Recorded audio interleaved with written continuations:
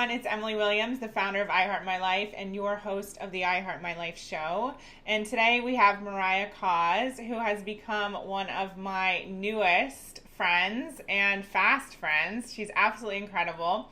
Mariah has helped hundreds of people in all different unique niches launch wildly successful online courses and businesses about everything from hair extensions to tarot readings to gardening. She's obsessed with course curriculum design, implementing innovative launch strategies, and showing you that it's totally possible to make a living teaching what you love in an online course.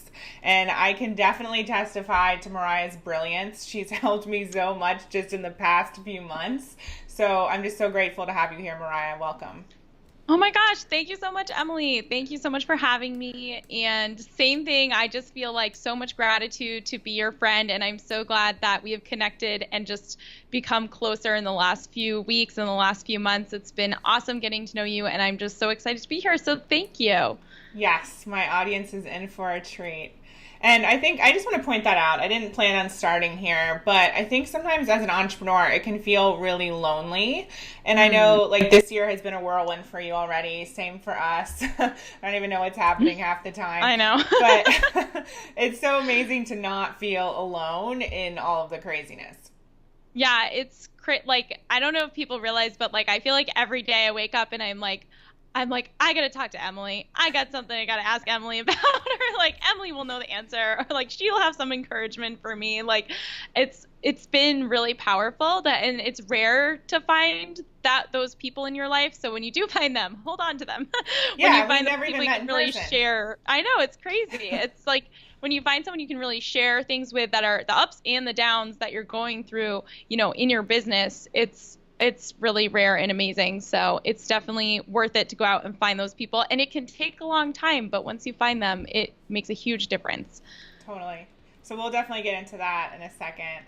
I'd love for you to start with your story because I actually researched you a little bit a few weeks ago and saw a presentation that you did where you shared a little bit about your story back in the day and some of the first businesses that you started. So I'd love for you to take us on that journey. What's led you to here? Yeah, I feel like it's like a long and winding road.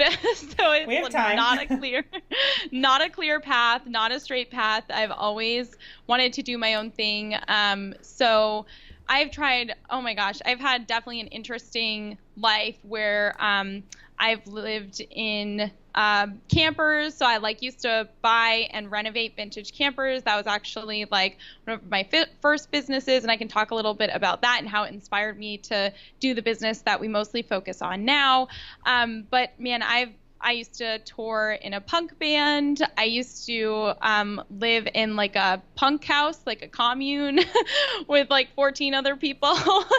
And so I've had definitely an interesting life, a very non-traditional kind of path that's brought me here. And I was always I never liked the rules, never liked following direction, which is good because I always went to very like progressive and kind of experimental schools my whole life. So, which is really where my like love of curriculum design and creating a sort of like curriculum of life for yourself really kind of came since I was a little kid because I was going to these kind of progressive, non-traditional schools where as a student, it was my responsibility to design my own curriculum about a topic I was passionate about. And I've been doing that since I was like 6 years old.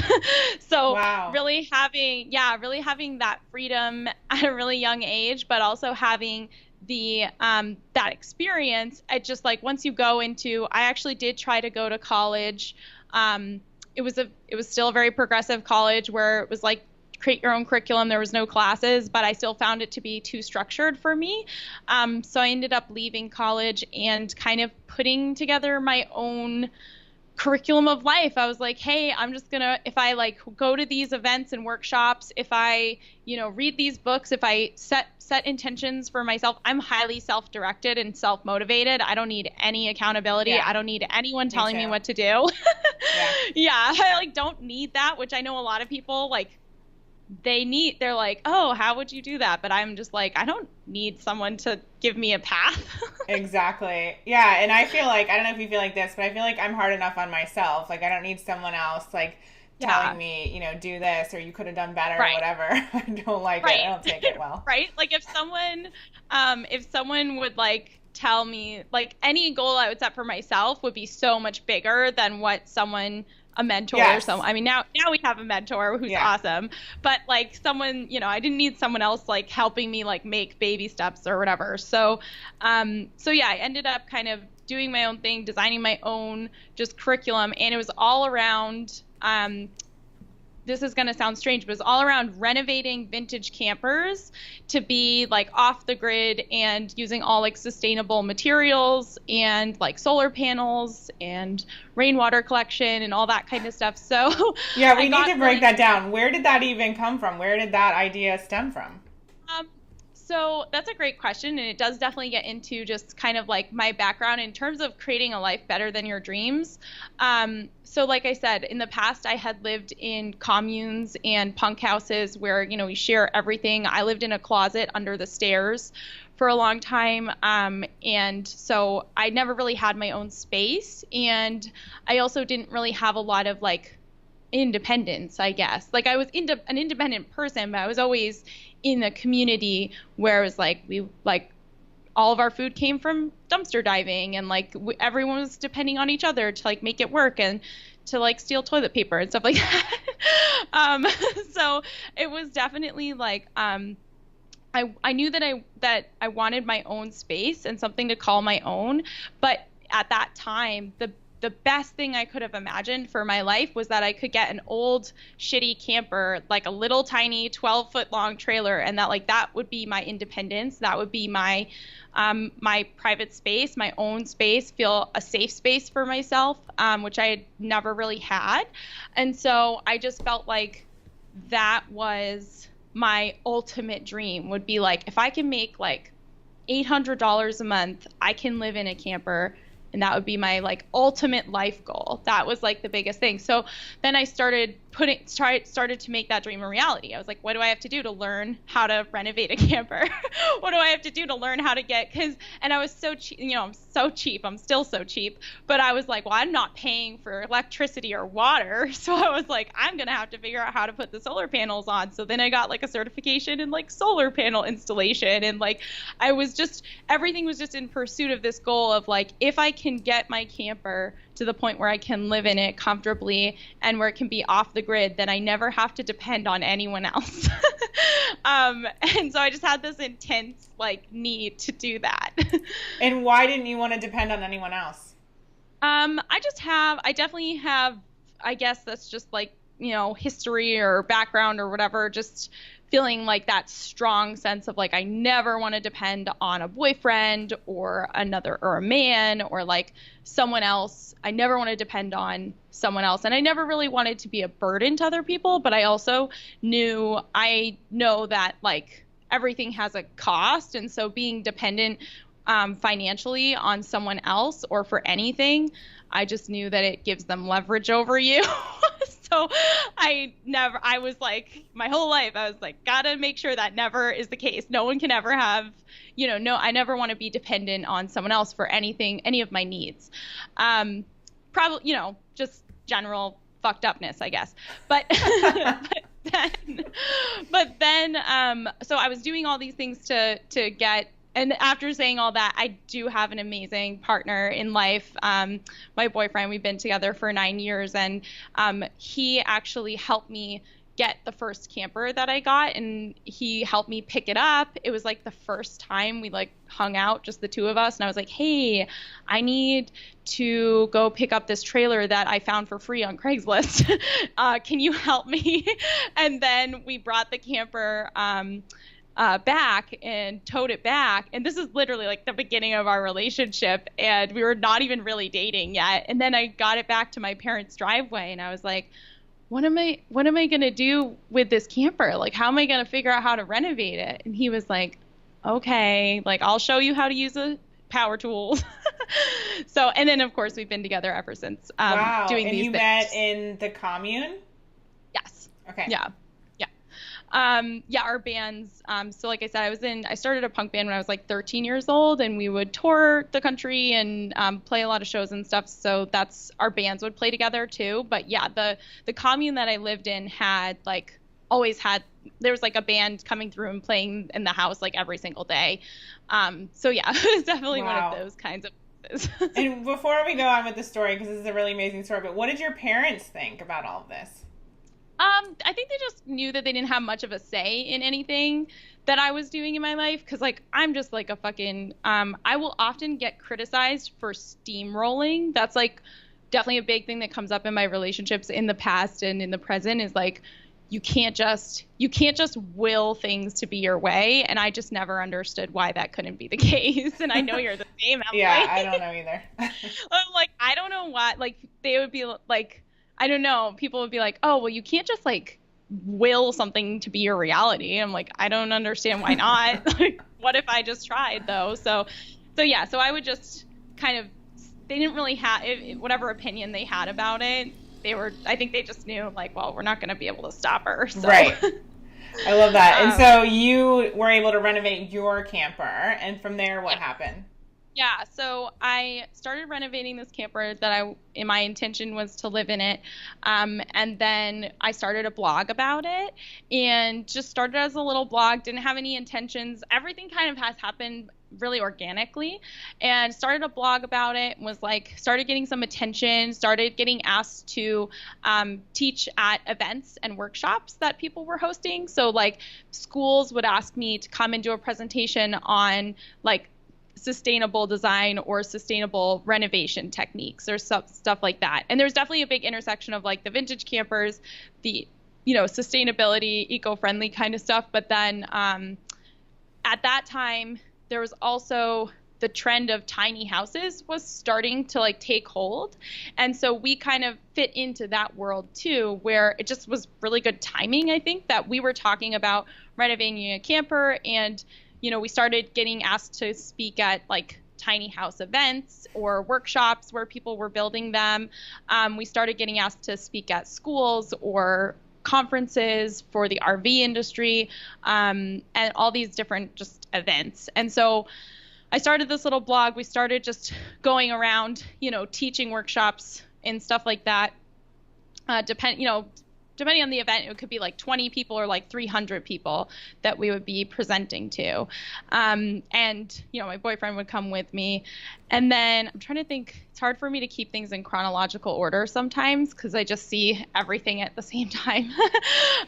But then eventually we were like doing so many of these in-person events, and I definitely gotten the curriculum down of like, I'm giving these same presentations time and time again. I'm answering the same questions again and again. I'm just repeating myself again and again. Yeah. And I wonder, and then with the blog, it like already existed. And I was like, I wonder if I could like create a digital product around this. And the only reason I even knew what that was, like, this was so long ago. How many years ago is this? More than 5 years ago for sure. Like, this is a long time ago. And courses were not really a thing. Like, they weren't as big of a thing. But I remember reading the 4-Hour Workweek. And talking, just that idea of like, what if it was a digital product that could be delivered multiple times? And I think I thought about making an ebook, but that didn't really make sense for my background because I had so much experience with curriculum design, and I had been teaching in person for so long, and I had been, creating my own curriculum for my whole life. And it just made sense to me to create it as a course, even though at that time, online courses were not what they are now. It just made sense for me to present information in that format. And so we created like a really, really simple, online course about getting ready to renovate and live in your camper. Very, very niche. And it really took off, and we ended up turning that into a successful business. But what happened? So we ended up turning that into a business that was earning like 6 figures a year, which is crazy for something that's so unique, and it wasn't our intention. Like, it wasn't my goal. I never thought that it would do that. I just kept putting one foot in front of the other, and it just happened. But what happened was, a bunch of people in the RV and tiny house and, different industry, like sustainable building materials, like in that kind of space that we were hanging out in, they came to me for, consulting on creating their courses too. So they saw what I did, and then I would consult with them and help them create their courses. So I helped a bunch of people in that industry, or in those kind of intersection of industries, create their first online courses, and they became successful. And then they would tell people that they knew, oh, you got to talk to Mariah about this. And so it kind of became this whole thing where it's like, now I'm just talking to people about this all the time, about how I'm running this business, because everything I was doing, I never took. So probably a lot of people are familiar with like start your online business type courses. I never took anyone else's course. I never took anyone else's program. I didn't have any guidance. Everything I did was just like guts and instinct. But that's why the way I was doing things was very unique. So I think people were coming to me saying, oh, well, this is a different approach because it's all self-taught. It's not from someone else's program or something. So I see a lot of really successful entrepreneurs say that, because even Sarah Blakely has mentioned that many times. She didn't get a business degree. No one had done what she's doing. So it was all based on instinct. And sometimes that's like the best recipe for success. I think it is. Like, I think if you can, like, not let if you really sat with yourself and didn't let other external influences, it's the same way I learned how to play guitar. Like, everything, I always tell people, I'm like, everything about being in a touring punk band is like all the same skills that you need to run an online business. That's like how I learned how to organize things. It's the same. Yeah. It's literally the same, because it's like I was running a band, which is like scheduling things and doing the logistics of making sure all of our shows were lined up, and building relationships with other bands so that you can play in front of their audience when you get there. Like, joint venture webinars is just opening for a bigger band than you. So interesting. I love that. And so you started to be approached to help other people build courses, and then that developed into what? Yeah. So then I created a separate company just to focus on that stuff, because it was so different and it wasn't really related to the camper stuff, but I was helping a lot of people in different industries. And I was really committed. We now work with people, and I was always committed to working with people in unique niches. So it's the most effective thing is when we can work with people who their online course is like the first online course in their industry, the same way that mine was. So we know that there's big opportunities out there in smaller, more obscure industries. And those are really our people. Those are the people I talk to. That's my audience. Those are the people that I work with. And so we weren't just writing marketing stuff for other marketers, and we never were. We were just like, hey, I specifically know how to do this. If you're in a really small niche with like a B2C customer base, that's really my sweet spot. So yeah, I ended up starting a separate company, mariahcoz.com, and then from there started teaching all the stuff I was implementing in the other companies. So it's kind of like being like, here's what I'm running this other company, and then over here I'm writing about it and talking about it and consulting about it. And eventually that consulting on people to help other people create their courses turned into programs and, other courses about things like webinars and email marketing and online course design and launching and all that kind of stuff. So it's definitely evolved over time, but I think something that makes it unique, which is so unfortunate about this industry now, is that a lot of people don't have any of that background where they had maybe they had a brick and mortar business or an e-commerce business before they start teaching business. Yeah. And so it's always important for me to just like kind of share that I was doing it for so long and helping other people do it way before I became someone who now teaches other people. Yeah, I love that. So I just want to pause here for 1 second and take a quick break, but I want to pull out some of the things you said in your story that I think are really important for all the I Heart My Lifers listening to hear. So first of all, it's that instinct and that intuition. And it sounds like you really followed what you were interested in, like following that feeling of what was really exciting to you, what you loved, and you just kept like following the breadcrumbs. And it eventually led you to where you are now, which we'll talk about in just a second. Awesome. All right, let's take a quick break, and then we'll be back with Mariah Coz.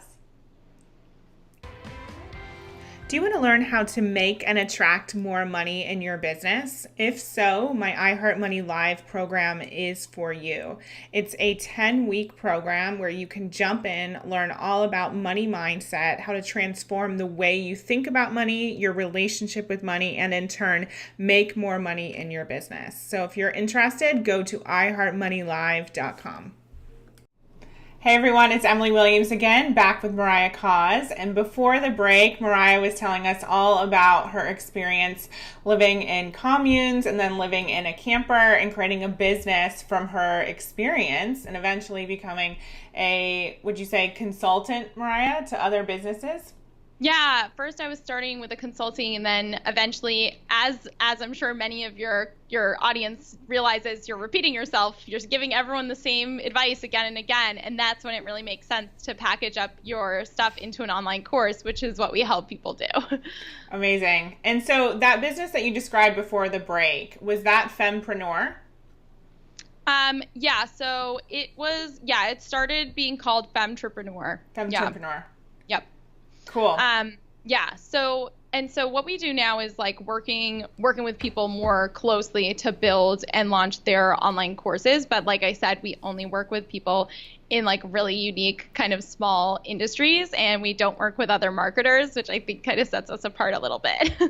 I agree. So I want to talk about all that and break it down. And I'm not sure if you know, but a few years ago, maybe about a year and a half actually, I went through this whole period of time where I realized I actually wasn't happy.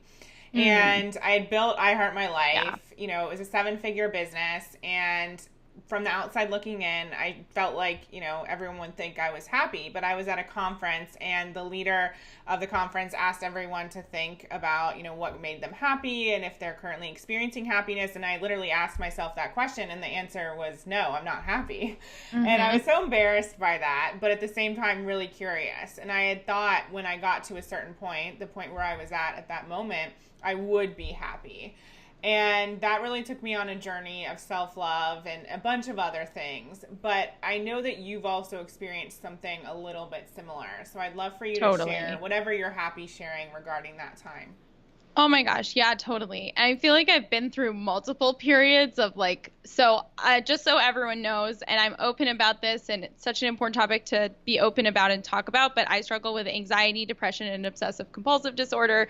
And a lot of people will be like, oh, Mariah, it's so inspiring how you've built your business despite all your challenges. And it's like very like patronizing. And I'll be like, no, like I'm pretty sure I was able to build this business specifically because I have those issues, because like when I was designing my online business, I was like, I need something that I always call it Mariah proof.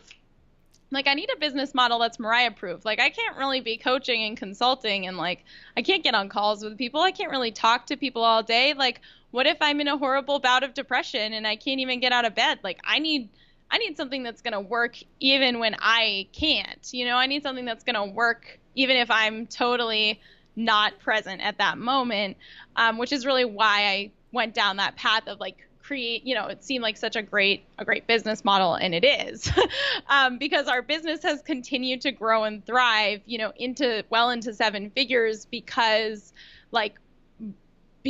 of, even though I have these quote unquote problems, but like, because I specifically designed it to be like, what if I'm not very functional for 3 months out of the year?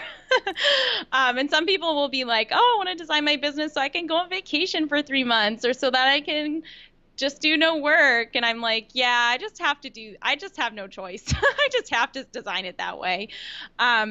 So yeah, it's definitely like, in terms of those ups and downs, I've definitely had them multiple times, but I specifically remember, and I think, I've talked to a lot of our peers who have gotten their businesses to that $1 million mark. And it seems like when you get there, it's going to be this like amazing celebration, and like all of a sudden your life is going to be so easy and you never have to worry again. And you're going to be like in this cool club and you just think it's going to be the best.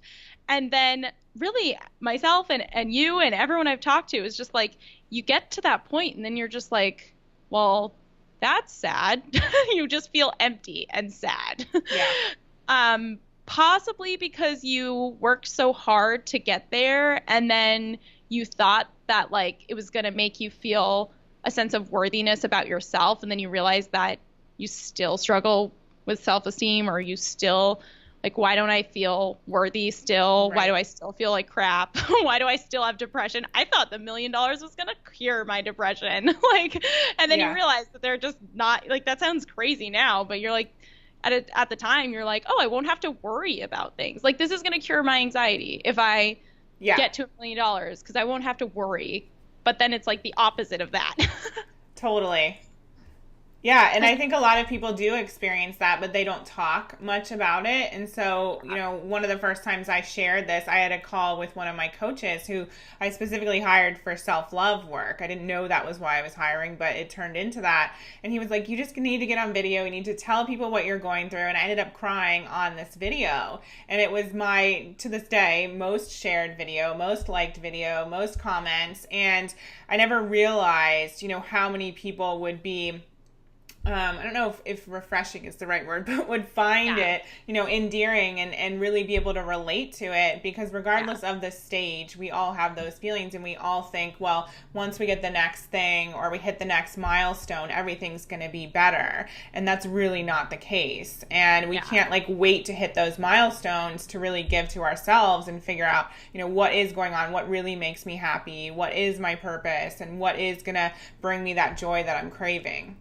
Totally. And like, I love that video that you're talking about where you talked about that and you were crying. I think so. Before I had seen that video, I knew about you, but I didn't know you personally. But I remember thinking, well, I don't know if I would, you know, I don't know if I would get along with her, because her life is really like well put together and mine is not. And I remember thinking like, wow, Emily's like, and I think it's like, wow, your life looks really perfect. Like, look at your beautiful, like, everything is beautiful. Everything looks fun. You've got your shit together. And I was like, I definitely don't. And I don't know like how we would get along. And then I saw that, and this was a super long time ago. And then I saw that video and I was immediately like, oh my God, I love her. Of course, like we would be best friends. If and when we meet, we're going to be best friends, which now years later is great. That's but so like, funny. It's definite. Like, I think it's so important to share that. And it creates this other, I know that whenever I the first time I shared about my depression with my audience, it was the same thing. It was like this wave of support. And then last year, oh my gosh, it's like kind of scary to even think about it because it was such a dark time. Last year I had, and you know, the first time when we first hit 7 figures, you know, in 2016, I was like, I experienced that depression. It lasted a little while, and then I was kind of like just trying to get back on it. But then last year in 2017, it's like your whole life is just clouded by this, you know, dark cloud. But last year there was a very specific time where it just got so bad and so unmanageable. I couldn't even function. I couldn't just, I mean, it's hard to describe for people who don't, like some people who don't have it, they're like, I don't get it. Like, you just, you know, think positively and like go and do your work. And I'm like, I can't. So last year there was this period of like 8 whole months where I didn't work and I just took a sabbatical. And I don't think anyone even, thank God for my amazing team, I don't think anyone even knew that I was totally gone. Like, I was not working. I was not touching anything in the business. We were still generating, you know, 6 figures a month. Great. My team was on it. They were actually they were releasing old content I'd written before, and they were like pushing it out every week. So it looked like we were like still making content. Yeah. And behind the scenes, I was just going to therapy multiple times per week, trying to like I was definitely in the place of like, I'm ready to just shut it all down, burn it to the ground, and go back to just being a farmer. I just wanted to be a farmer. What do you think triggered that? It was a combination of things. And I can't really talk about them, just for logistical reasons. But it was a combination of things, and it felt like, I know I've told you this before, it just felt like the universe was like taking a shit all over me and was like, everything that could possibly go wrong, let's make sure it all goes wrong at the same time, and let's make it really hard and painful, and you're going to question, like, everything, basically an existential threat to myself and my business, both at the same time. Yeah. And it's hard to even function when you're like, is this thing that I worked so hard to build, is it even going to exist in 2 months? I don't know. I truly didn't know if it was going to exist. Yeah. And so for reasons that felt so outside of my control. And there was a period of time when I kept thinking, why is this happening to me? Why me? Why is this happening to me? What did I do to deserve this? Why is all this shit being poured all over me? Like, what is happening? And I think that this is such a hard lesson to learn. And if you're ever in that position, you're going to be like, fuck this. There's no lesson here. This just sucks. Yeah. But honestly, truly, after coming out the other side of those 8 months of like the worst depression of my life, just wanting to truly just not be around anymore and deal with anything, it was like, I can now look back and see that happened for me, which I think is such a powerful lesson and so hard to truly feel that the universe is on your side or whatever. Right. But like now looking back, I can truly see that it happened for a reason, and it happened for me because through that pain and through like we went through this whole thing where I was desperately clinging on to parts of my business that were very profitable, but that weren't truly aligned with like what my heart needed to be doing, and not working in the way that like it allows me to express in the best way that I can. And so that terrible situation ended up giving us like the reason, and really like this, just the universe giving this huge you can't ignore it, just this kick in the pants to be like, you have to change something. And we ended up like drastically changing our business, drastically rearranging and restructuring everything. And it's the best thing we've ever done. But I literally it had to get to the point where I had no other choice in order for me to take such a big, scary leap towards the thing that I truly am meant to be doing. And so whenever people come to me and they feel like they're in like nothing's working, why does it feel like everything is a struggle, this is all shit, I'm like, it's telling you, it's like giving you a sign that you have to let go of the thing that feels really safe and the thing that feels like it's like the smart, logical thing to do. You have to like, what is it asking you to like let go of and leap into the next bigger thing, even though it's really scary. Totally. And I see this in my own life and with my clients as well. Like you just pointed out, for everyone listening, the universe is guiding you and things are happening for you, not to you. And when you start to make that differentiation and see life in that way, you can get so much clearer about your next steps, and it becomes less scary when you trust that all this is happening for a reason and that you are being guided. And sometimes we are kind of like forced until we really get it. Totally. It's like, it's just going to keep happening until you like change, until you change what you're supposed to be changing, whatever that is for you. And so after that whole period, like at the end of last year, I sent an email to my email list, and I hadn't sent like I said, I had not interacted myself. There was content happening and being repurposed or whatever, but I had not interacted with my audience for more than 8 months. And I was so scared to come back and be like, hey guys, sorry. Like I didn't know how they were going to react. So I sent the most like terrifyingly honest email. And I'm not just saying like, I'm not just being like, I was so vulnerable and authentic. Like, no, it was maybe one of the first times I was genuinely like scared to like overshare or like really go there, or like I was ashamed because I was like, I kind of left you guys without any great content in email. I wasn't sending you guys emails. I wasn't live streaming for 8 months. Like, where the fuck did I go? Yeah. And so I sent this email, and I don't know how else to describe depression other than it feels like you're just trying to walk through a thick black jelly. Like every like step is like extremely painful and like feels like your whole world is just in slow motion, but also like really terrible and dark and like I don't know, it just feels like you're trying to walk through thick black jelly and you can't. And so I sent an email just explaining where I had been and just trying to dealing with that stuff and doing a lot of healing. Like I said, I had never gone to therapy before, and then I all of a sudden was in therapy like multiple times per week to try to address some of these issues, and for the first time, really. And I just shared all that, and then the response was like so supportive. It was like, take your time. I think the biggest thing I needed to hear was people just being like, take your time. Even if you have to still be on sabbatical for another year, we'll be here when you get back. Like, we're gonna be here for you when you're ready to talk again. And it was so like, oh my gosh, my gratitude for the people who support me and my audience is like, I can't even describe it in words, but just, I didn't know how much I needed to hear from them. Not, oh, well, where have you been? Or you didn't live stream this month at all. Or like, just literally being like, take your time, even if you take a whole nother year, like, we'll be here when you get back. No worries, no rush. And I was like, oh my God, I didn't realize how much I needed you guys to say that.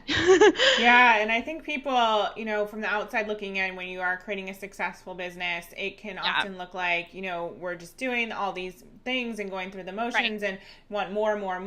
But our audience means so much to us. And there is this like fear of like, what if people don't understand what I'm going through, or what if I come out and I'm vulnerable and then they don't get it and they no longer resonate, and then they're no longer, you know, a part of the tribe. So there's a lot of emotion around your audience and what people are going to think and react. Totally. And I told Megan, I was like, I'm scared this is oversharing, not because I don't think it's important to like normalize mental health issues, but because I was like, if I say this, like, what if people will be like, I can't learn from her. How can I learn from someone who has struggles with anxiety or depression or OCD? How is she really that, you know, is she really an expert? Is she really smart if she has these? I thought it would just create like, I don't know, just that like I couldn't be learned from anymore because I didn't have it all together damaged, or whatever. Yeah. So, but yeah, it didn't impact the amount of people that wanted to learn from me. So that's good. I love that. Well, thank you so much for being so vulnerable, first of all. And I know everyone listening will resonate in some way, even if they haven't experienced the depression that you've experienced. We've all had those moments where it seems like things aren't working. And then we look back and see, you know, that was really happening for us. And we learn so much, and we end up being grateful for everything that we went through. Although maybe we wish it would have happened in an easier way. There is gratitude there. So after the break, I want to talk a little bit about what you're doing now, because the work you're doing is so powerful, and you're one of the wisest people I know. And I think what really sets you apart is just, you said to me the other day, you kind of know what's working before it's even working. You're so up to date on what's happening and what's working in the world of online marketing and launches. It's just absolutely incredible. So I want to talk a little bit about that after the break. Awesome. Want to be the first to hear when new episodes of the I Heart My Life show are released? Go to iheartmylife.com right now and click on Become a Member. When you enter your name and your email, you'll also receive a free gift from me called Scared or Rich: 7 Practical Biz Tips to Moving Past Fear and Hitting Your Mega Money Goals. Hey everyone, it's Emily Williams. We're back with Mariah Coz on the I Heart My Life show. And before the break, Mariah shared how she went through a period of depression last year and took about 8 months off, and how that led to her transitioning her business into a new type of work, or a little bit of a different type of work, and pivoting. In this year, she has seen massive success with this pivot and this new direction. And as I said, she's one of the smartest people I know. She's really ahead of the game when it comes to the online world and launches in particular. So I want to chat a little bit about that right now. Awesome. So, yeah, Thank Mariah. you. So I'd love for you to share about the work you do now, and in particular, tell us what is working for people in the world of online launches. Absolutely. So in terms of the way that we sort of shifted how, if you guys are interested in the behind the scenes, so we used to sell, this was kind of a big scary thing, was like we used to sell a sort of do-it-yourself course that would teach people how to create and launch their online courses. And it was just like a program, you know, for like $1,500 that you could buy and do it on your own. But I realized that I was really missing having a bigger connection and bigger part of my clients' work. Like everything was very much scaled up and like scalable, but it wasn't like connecting to my heart anymore. It wasn't like, I was like, I really want to be like working with these people. Like, I want to, like, what if I worked with, a smaller group of people, but we were really close, and it was like every single week we were talking, and they were all I was really in their businesses in a much deeper way. And so that was kind of the big shift that we made, was from just teaching this stuff through like a do-it-yourself type course, a self-study type course, to doing this like deep level, work with a very small group of clients who we really get into the nitty gritty with them. So we're like, it's a lot of hand holding. It's like a lot of helping, we actually like help them write their copy and like all that kind of stuff. So it's just a lot more like high touch, I guess. And it's been the most fulfilling shift in my business ever, because I definitely was getting to the point where I was like, oh yeah, like I have thousands of people who are in our courses, but I'm not like talking to them on a daily basis. I'm not feeling as connected as I should. So it's been really awesome to reconnect in that way. And so the awesome thing about this is that with my clients all day, every day, I am getting a very clear behind the scenes look of what is working in online course launches right now. Not only online course launches, but also webinars and, all these different like marketing strategies specifically for online courses. But we actually have all the data on what's really working, right? So it's not just based on, I think a lot of people are like, oh, well, this is based on just my experience. My shit is not only based on my experience, but it's based on like the hundreds of clients that we work with.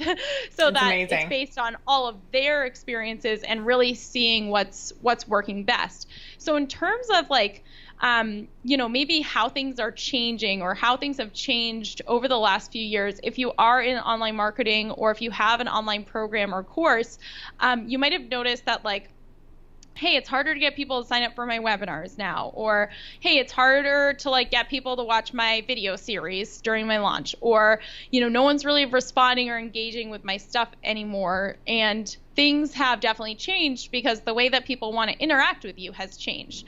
And I think one of the biggest things to become aware of, and this is such a big shift for people to make, is just this idea that Emily, you and I have talked about a lot of ungating your content for your launch. And so what I mean by ungating your content, and this is really what's been working for my clients more recently, is instead of having people, for example, when you have someone have to register on a registration page in order to even receive the link to come to a webinar, that is a barrier. That's like a barrier of entry. Someone has to put in their email, they have to jump through all these hoops in order to come to your webinar, and then they have to watch the whole webinar, and then maybe only, a tiny percentage of people who opted in ever even get to the end and see what the hell you even sell. And it's the same thing with like a video series. Maybe if you have those 3 videos, and they're behind a barrier. So you have to register to watch them, and then you have to receive these certain emails in a certain order. And it's just very,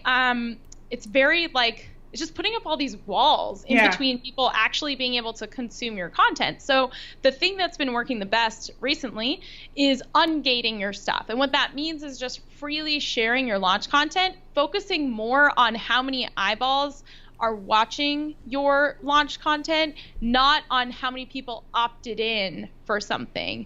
So focusing more on, okay, if I do, as a practical example, what our clients will do is do a webinar straight to Facebook Live. So they know there's no registering. You don't have to sign up to come to this webinar.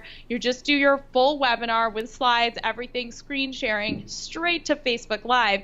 And then not only is it totally public and people don't have to opt in to see it, obviously people are on Facebook all day anyway, so then they're naturally seeing it and it's on a platform that they're already on, instead of, oh, hey, you have to click this link in this email and it's on this, stupid webinar page, whatever. It's like, it's just out there and I can watch it anytime, and then I can learn about your product and then I can buy it, and you're not making it hard for me to learn more about your product. And then we'll even take it a step further with our clients and run that webinar presentation as an ad in and of itself. So a lot of people talk about Facebook ads as, oh, you got to run Facebook ads to drive traffic to your registration page so people sign up for your webinar. We don't do that. We actually run the webinar video itself that started as a live stream. We run that as an ad so that every single person in your audience sees your actual webinar and hopefully sees your offer. And it just greatly increases your chances. So imagine the difference between, having all these barriers between the person and the webinar in the traditional sense. It would be like maybe 100 people get to actually watch the webinar to the end and actually see the offer. Whereas in our model, it's like, especially if you're running it to an ad, we've had as many as 40,000 people see the webinar and see the offer. So yeah, and it makes a huge difference, in a world where, from what people are saying and what we often experience, open rates for emails have gone down. And so this is a way to get your audience and even an extended audience to see all of your content. Exactly. Amazing. No, it's a way to get yourself out there more visible to more people and just make sure that eyeballs are actually seeing your content, not making it extra hard for people to see your content. So that's such a big thing. Anything live is definitely taking precedence over pre-recorded anything in terms of launches. The thing is that you used to be able to launch with a couple of emails and maybe a sales video or something, but now people really want personal interaction. So whether that means Instagram, we've definitely seen our clients use Instagram stories really well in their launches. Yeah. Instagram live, it could be Facebook live, but there has to be some kind of so launches now have to be a dialogue. So they used to just be, I am talking at you and I've created content that I'm sharing at you, and that's how it is. But now launching is a dialogue, and so there's constant one-on-one conversations happening, even if it's in a group. You're doing a webinar and people are commenting and you're able to actually have a conversation with them live, or you're doing a live stream and you're answering people's questions and it's a back and forth dialogue, or you're doing, Instagram stories and people are sending you messages and you're answering their questions. It's a dialogue. And so that's really a big change we've seen as well. I love that for everyone listening, that launches are now about a dialogue. That's so cool. Yeah. So I'd love to hear a little bit about your clients and the types of people you work with, because you mentioned at the beginning of the interview that you've really come full circle with making sure you work with unique brands and that people see a lot of success when they are one of the first in their industry. So I'd love for you to share a little bit about your ideal client and the people you love working with. Yeah, totally. So like I said, we don't work with other marketers. Sorry. We have all the best strategies, but you can't have them. We only work with people who we have decided are in a unique niche with a uniquely awesome opportunity. And a lot of the people we work with, like I said, they are usually the first, or there's not a lot of other courses in their industry, or if there are any courses, no one is really leveraging very more strategic marketing systems in order to sell them. So there's a huge gap and this huge opportunity for them. So we'll work with people, just as an example, we've worked with people who teach different kinds of very niche, fitness, barre, and we've worked with people who do hair extension training, how to install hair extensions. We work with people who do everything from permaculture to raising chickens to gardening and stuff like that. People who teach, a lot of people who teach other classroom teachers, so creating resources for classroom teachers, I'm trying to think, there's so many, we had a client who created a course about how to audition for the orchestra, which is really specific. Wow. And a very small subset of people that will ever even have that opportunity, but wildly successful course because it's the only one about that. And we've just seen so much. We've seen that the more specific people can be, the more success they're gonna see. And my whole thing is that you would think, and people always have this excuse that you can only make money selling other people how to make money courses, right? Or you can only make money teaching people how to make money. And we have just seen that wrong again and again and again. But the reason you don't know that is because those people who are selling the Bible instruction course aren't turning around and talking about their income reports. Right. but those are truly the most successful people. I'm not even joking. So like, yeah, the people who are doing things in those more specific industries, like, we work with a ton of artists. So we work with a lot of like watercolor artists.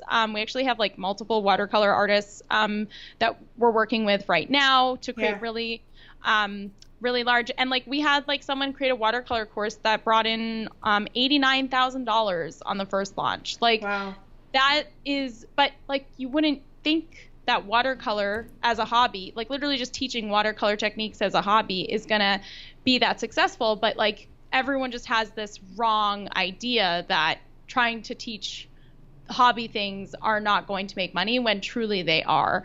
I think it applies regardless. Like I always tell my clients that this is a really morbid example, but if you have a specific type of cancer, you would want to go to a specialist. And it's the same thing with your business. People want to know you're a specialist, not like a jack of all trades. Exactly. Like just pick one tiny little thing that you can specialize in. And if it's a market where no one else, so the other thing, people will say, oh, you can't make money, teaching hobby things, or if you don't talk about making money, that's totally not true. And every time one of our clients launches, I'm just like, hey, see, told you.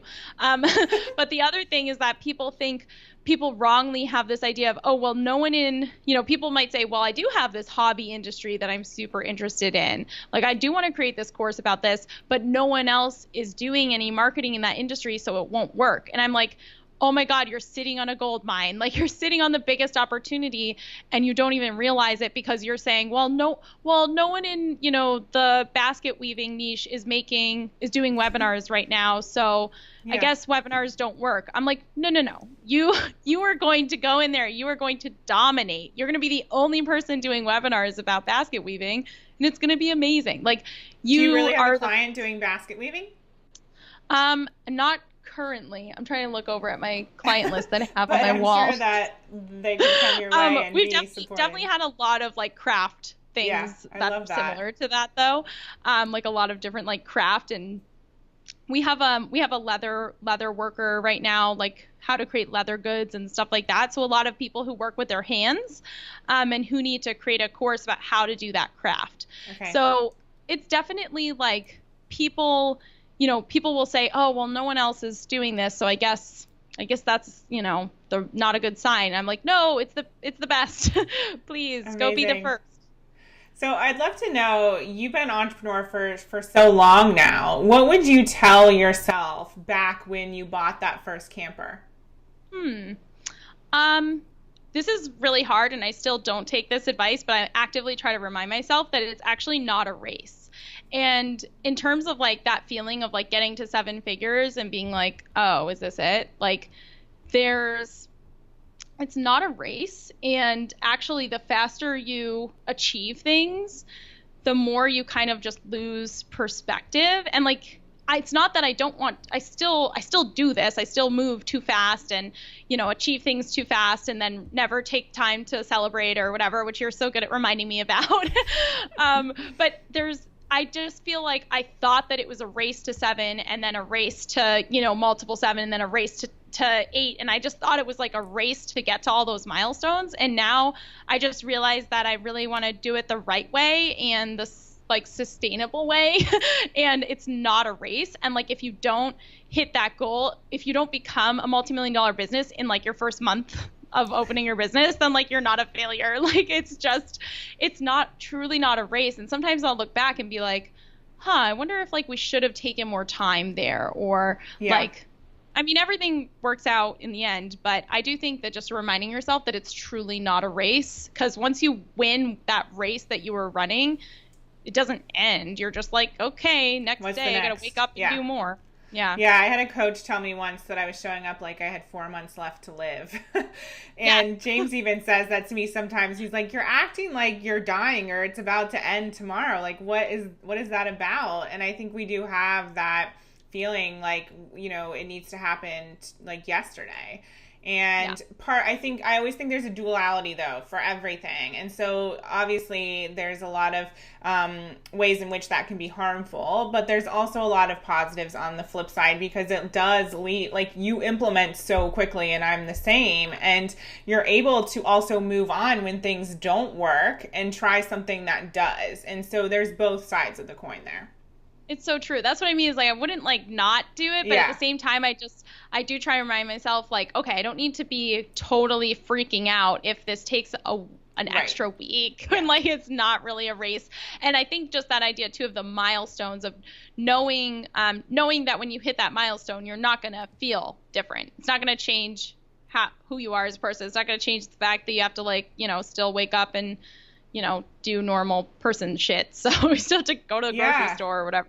Well, I find that money amplifies whatever your personality is, whatever you're feeling, whatever your mindset is. And so people often say, well, I'm going to wait until I hit this milestone, whatever it may be. Right. And then I'm going to work out. Then I'm going to work on myself. Then I'm going to find a hobby. Then I'm going to have more time with the kids. But that's not how it works. You have to do it now.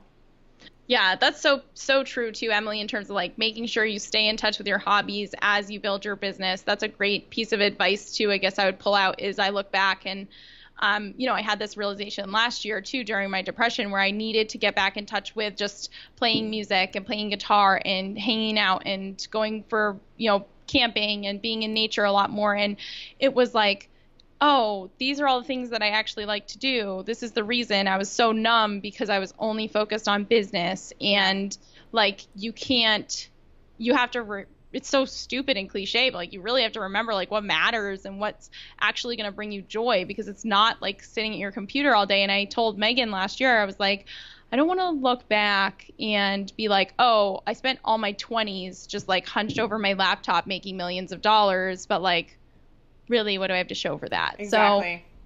Yeah, and we have to realize like that type of work, it's not sustainable either. Like, you can't work like that forever. So anyways, so one of my favorite questions to ask my guests is one I told you I was going to ask you. You referenced it already.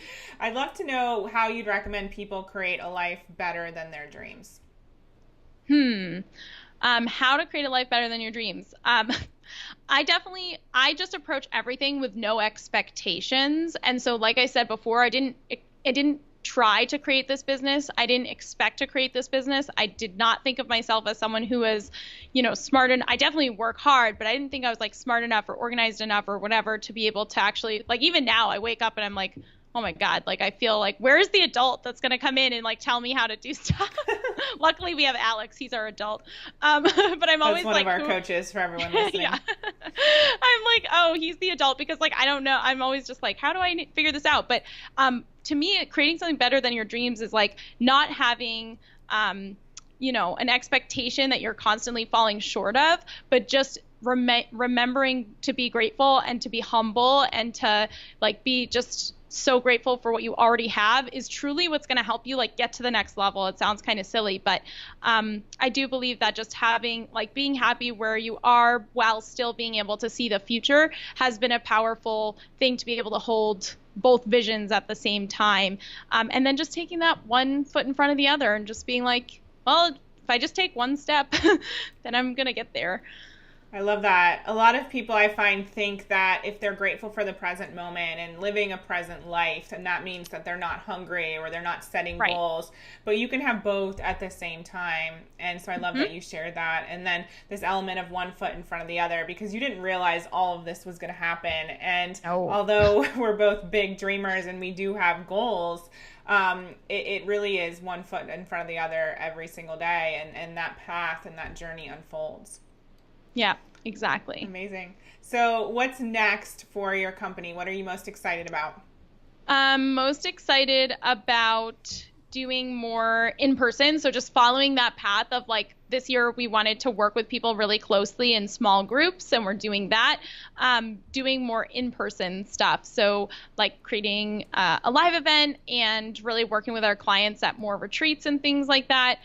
We have some other big plans, but they're super long term and super big. So you guys are going to have to just stay tuned for updates about that type of thing, but really just really getting excited about just that connection that I think we all are craving. So just actually, if you feel that, like, make it happen. It's worth it to like get your clients in a room together. And where can people find you online?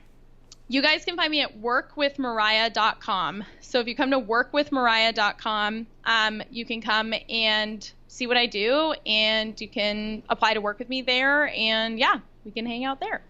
Or you can just find me on Facebook at Mariah Coz, and that's probably the easiest. Love it. Well, thank you so much, Mariah. It's been amazing spending this time with you. Thank you so much, Emily. I'm so grateful for you, and thank you so much for having me on your show. You're welcome. And to all the I Heart My Lifers out there, remember, you too can create a life better than your dreams. As Mariah said, anything is possible. Just keep putting one foot in front of the other and just get started. So until next time, I'm Emily Williams, and I'll look forward to seeing you on the next episode of the I Heart My Life show. Bye. Thanks for tuning in. Be sure to follow me on Facebook and Instagram at I Heart My Life Now. And did you know I'm on the radio every single day? Visit AmericaOutloud.com to download the Talk Radio app so you can tune in at 8 a.m. Eastern and 1 p.m. GMT.